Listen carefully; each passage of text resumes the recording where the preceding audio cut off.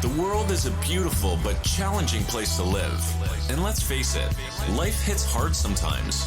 So if you find your hopes and dreams and mental well-being needs a boost, you're tuned into the right podcast. Welcome to Inspire Us with your host, J. Paul Nadeau, a former hostage negotiator turned motivational speaker and acclaimed author of Take Control of Your Life. And now, here's your host, J. Paul Nadeau.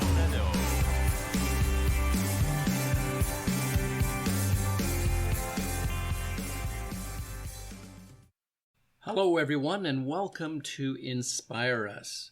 You know, when we take a look across the world, some of us living in rich countries, I'll say rich countries, we're doing quite well. But around the world, there are many countries, many villages, many people who are not. There are so many injustices happening across the world. Everything from slavery to, well, our next topic, female genital mutilation. This episode may be disturbing to some, and I will warn you that it does deal with violence, rape, and a number of other issues. This woman, Namelokai Sein Kina, suffered many of these injustices. She was able to rise above these circumstances and now is a lioness speaking against so many horrific conditions in the world. I won't go into any further detail, only to warn you that if you believe that this episode may be triggering, please do not tune in. It is a story of how she rose above her circumstances.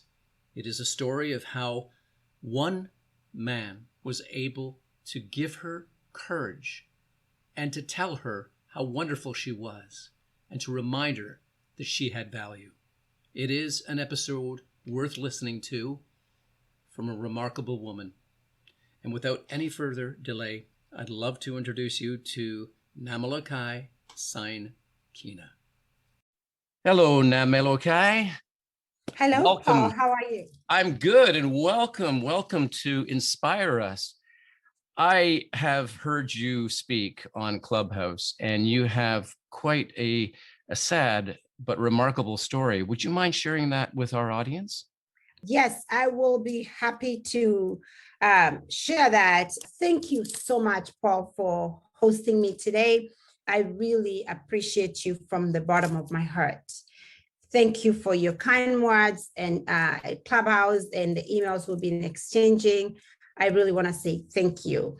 Well, let me introduce myself by saying I am a survivor of female genital mutilation. I like to call myself the lioness because I have survived female genital mutilation, domestic violence, childhood trauma, survived sex, rape, let me put it that way. I've survived partner rape. I've also survived social media bullying when I decided to divorce my ex-husband, who was an anesthetist. And I'm not going to spend my energy talking about him. I'm going to spend my energy talking about what I have survived. So as a survivor, let me start by talking about surviving female genital mutilation. As a little girl growing up in Kenya, I come from a tribe called the Maasai. And one of the rite of passages with the Maasai is a rite of passage from childhood to womanhood. So what they consider that as a culture, which is brutal to me, and what I have come to learn now as an adult, that is brutal and it's violent and nobody should be able to go through it. I survived female genital mutilation. And for those of you listeners that are listening and they do not know what female genital mutilation is, female genital mutilation, according to the World Health Organization, is the altering of a female's vulva or a female's vagina. There are 4 types of female genital mutilation. Type 1 is where they cut half of the clitoris. Type 2, they cut the entire clitoris. Type 3, they cut the whole clitoris. And I'm sorry for some of the audience that are going to be traumatized.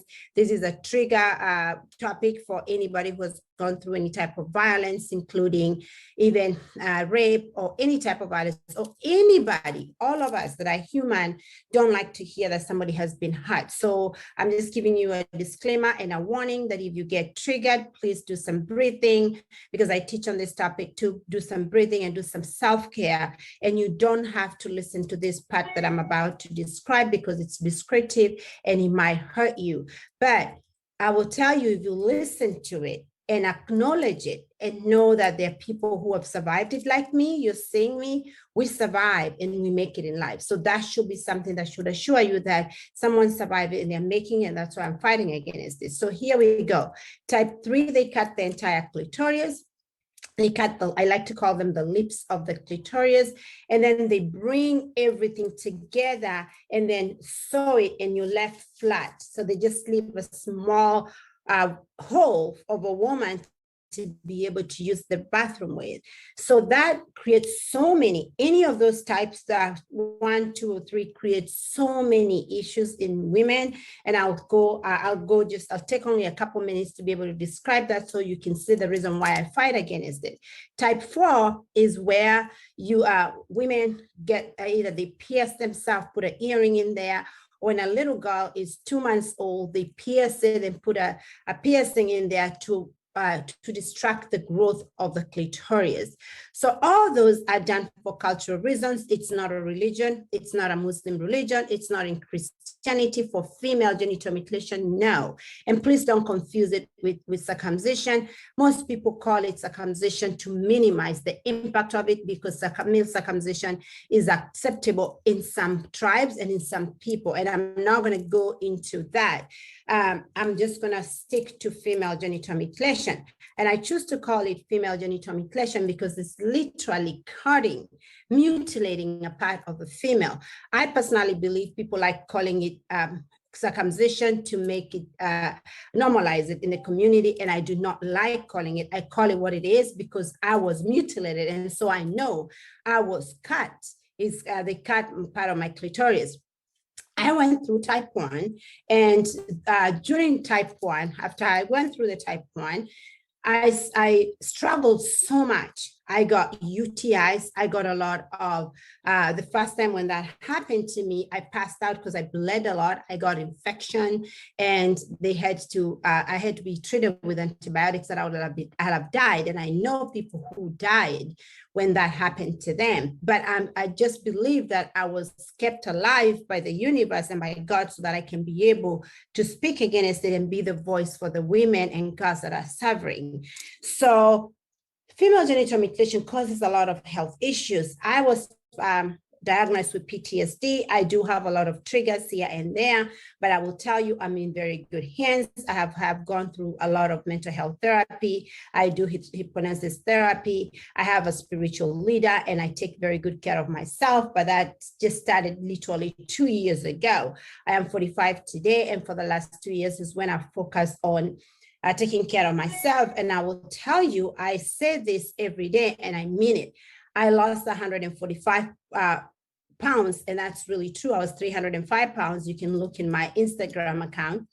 I lost 145 pounds of pain and gained so much freedom, so much healing, so much power, and so much love for myself.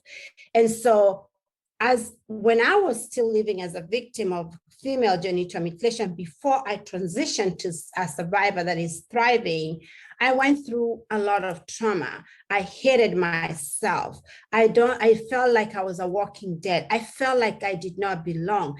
I kept asking myself, why do I even survive? I was humiliated by my ex-spouse because he didn't feel like I needed to be alive. He humiliated me by abusing me physically, sexually when I didn't want to have sex. And I didn't want to have sex because sex to me was not important. Sex to me was so painful. Every time I had sex, I was in so much pain. I would get so much infection after that because he forced me to have it when I wasn't wanting to have it. I got a lot of, literally, I had between 5 to 4 UTIs a month. And that is so many urinary tract infections for a woman to have. So it was very miserable for me all the time. And I was having this continuously. And every time I had a UTI, because he didn't understand, he would think it was a sexually transmitted disease. So he would cuss me out and everything until he was able to understand. One time when he finally agreed to go to the doctor with me after begging him multiple times, because he would go to a doctor and ask he would go to the doctor and ask to get tested for STDs, and the doctor will tell him he does not have an STD, and then he will say, but my wife has an STD. Then the doctor will say, what STD would your wife have? Then he will say urinary tract infection. He needed the education. He was trained. He was taught that UTIs are not urinary tract infection. And he kept saying, why do I not have it? And she hasn't. So he got the education part of it. And that's because he did not know anything about it. But he also did not give me the time to heal every time that I came. He was selfish in that part, did not try to do it. Even when I tried to explain to him what it was, I had to be educated, and I was able to educate him what it was, but he still could not understand it. But that's beside the point. What I struggle is not something that he put me in through for female genital mutilation. Is the one who didn't, he's not the one who performed that, but he just did not have that capacity of understanding these things. And I don't blame him for that. And I already forgave him for that. And I always send him love and light. Hopefully he can be able to learn and understand that, so that when he meets with another woman in the future, he can be able to know how to love that woman and how to take care of her. So that's the things that I survived. And when I left my marriage, I decided to take upon it myself and empower other women. But to do that, I had to learn how to love myself first, because I did not know what true love was.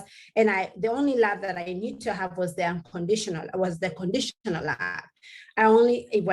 I felt like the only time that I loved, even my family, is when I gave them something, that's the time they loved me. When I didn't give them anything, they did not respond.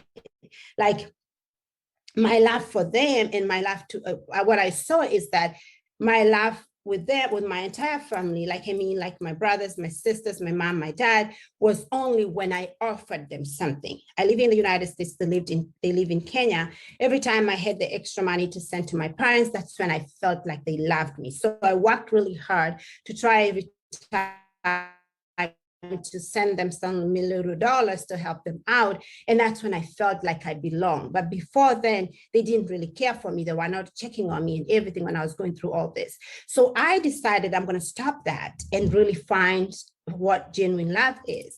And I had to cut those cords by saying, if this is the only time you're going to know that I belong, and the only time that I'm going to feel that you love me is when I give you material support, then that is not conditional. That is not love. That is conditional love. And what I need and what I want is unconditional love, with or without, because I don't know that I'm going to have all the time. So for me, it was like a trade. It was like I'm exchanging something to be able to get something. And I really just want to feel that I'm loved.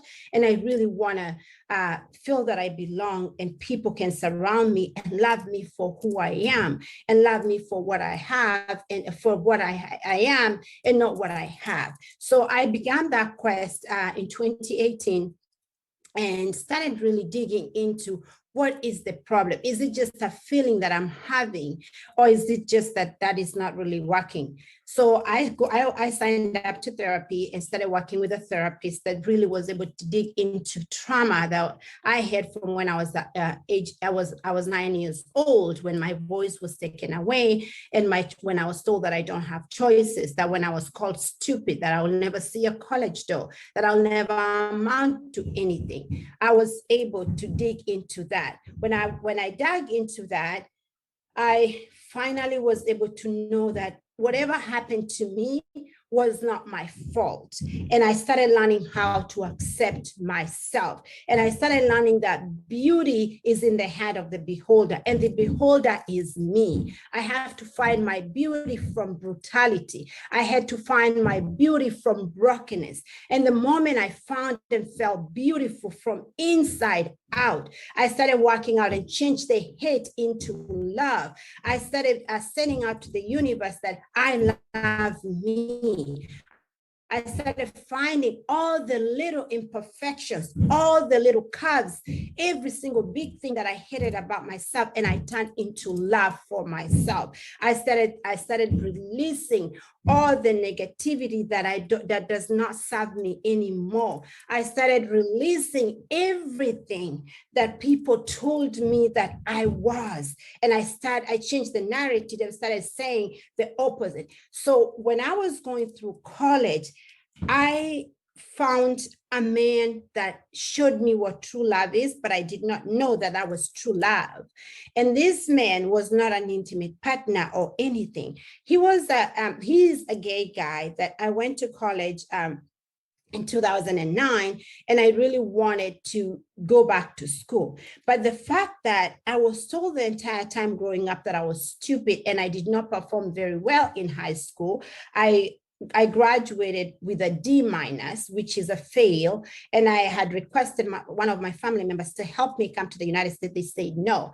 But then I remembered that when I was 9 years old, I met with a priest. He was driving, and he told me that I was beautiful. And he asked me what I wanted to do. And I told him that I wanted to go to the United States, and I wanted to be able to go and learn something. And I did not know what I wanted. I just knew that I did not want to continue staying in Kenya, because I knew there was something for me in the United States. But he told me, let me tell you something.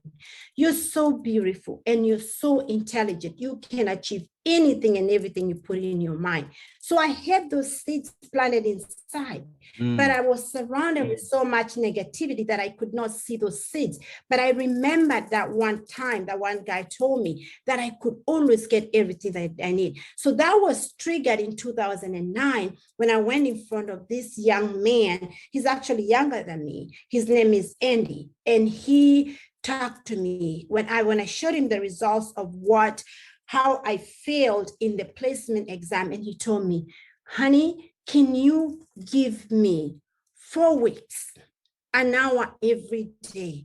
You come to this library, and I'm going to find a student that will volunteer their time to teach you how to do math, because they placed me in 6th grade math. He told me, the way you speak as an intelligent. So I know you are intelligent. You just need the opportunity for someone to pull all that out of you.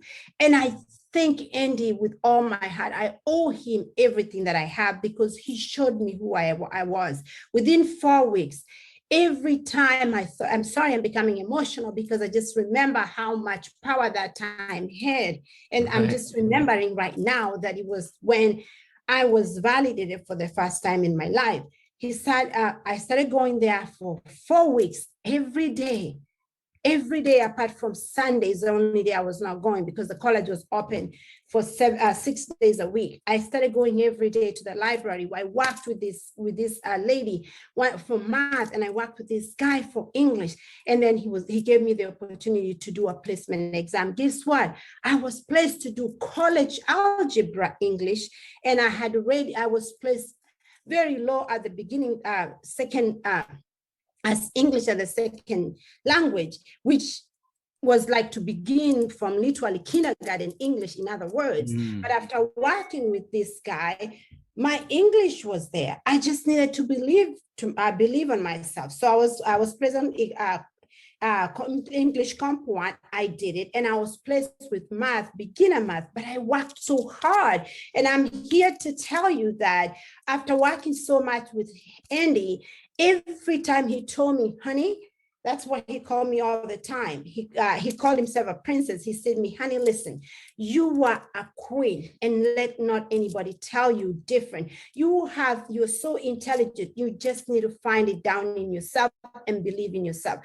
He said, every single thing they told you, I want you to use that as power, as fuel, to make them see that you're not that. Use that. Did they call you stupid? I want you, when you feel like you can't do it, I want you to tell yourself, I'm proving them stupid, that I'm stupid if I don't do right, if I don't push myself. So I use all that negativity and I turned it into fuel to empower me to keep forward. And I'm here to tell you today, you're sitting right there and you feel like you can't do. This is a girl that was called stupid. This is a girl that was told she'll never see a college door.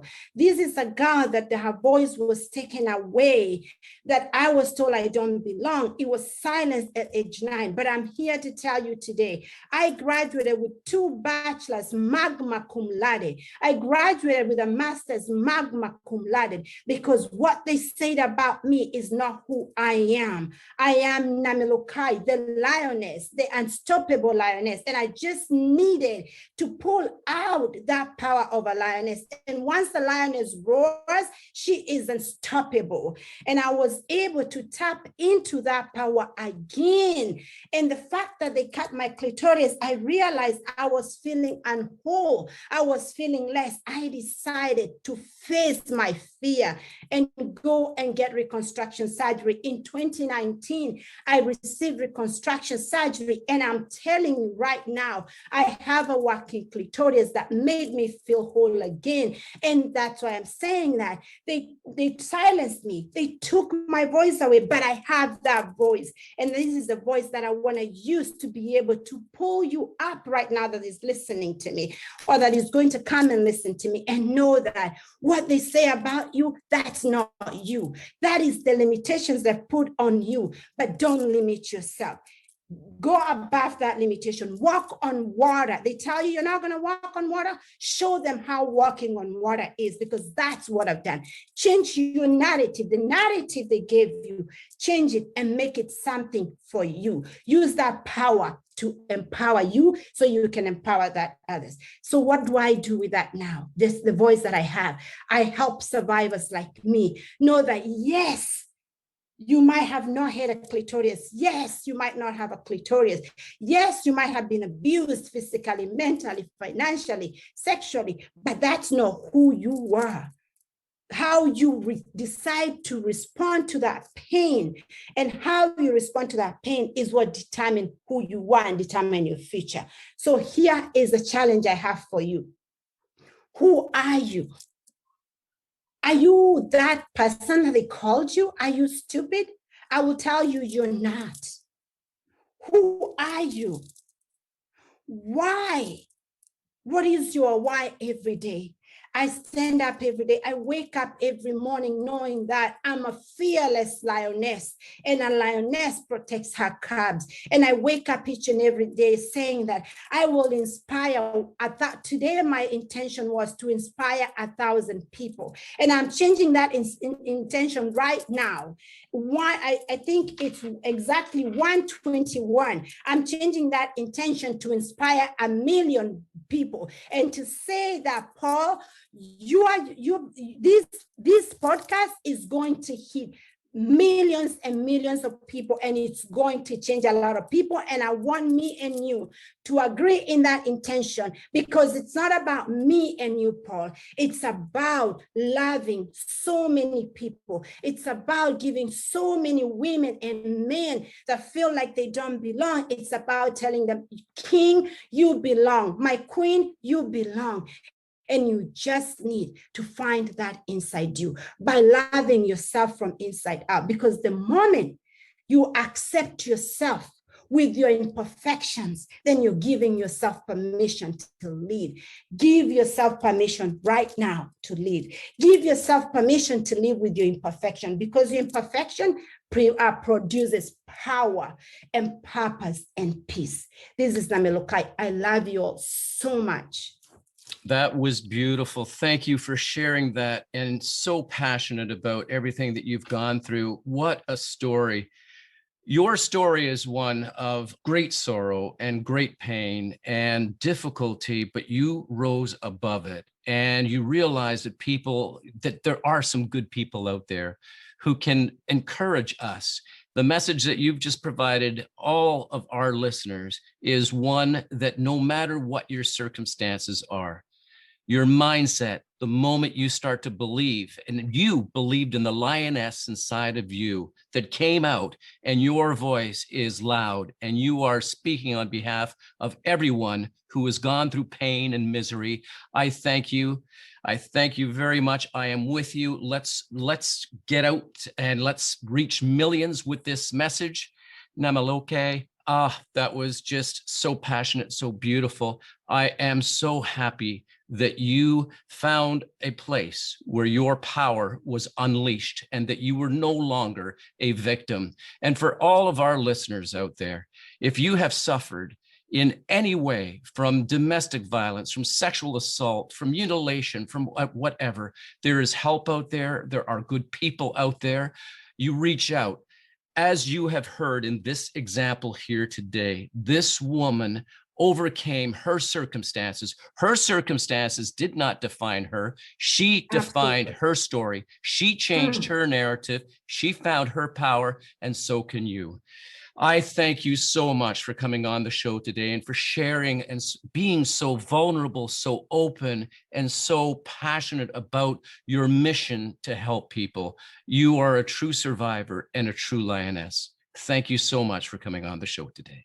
Thank you so much. Blessing to you and to all. If you're listening to me and you're feeling like this day is not going to end, I want you to know that please let the light that hit me so deep and the fire that hit me within me, out, inside out, let that fire be your fuel today and every day. Start loving you because you're the only one who can change yourself. Do not wait for someone to come and save you. You're your own savior. I love you, and I want you to know I hear you, I see you, I know you can do it, and there's absolutely nobody that can stop you by yourself. So stand up today and fight for your soul because you have the power. When you feel that you don't have the power, turn that negative energy away and tell that energy, I hear you, I see you, but you don't serve me right. I am sending you out to the light right now, and I want you to come back as fire, as fuel to help me lift myself up. That's all what you got to do. Believe in yourself. I love you all, and blessings to all. Thank you.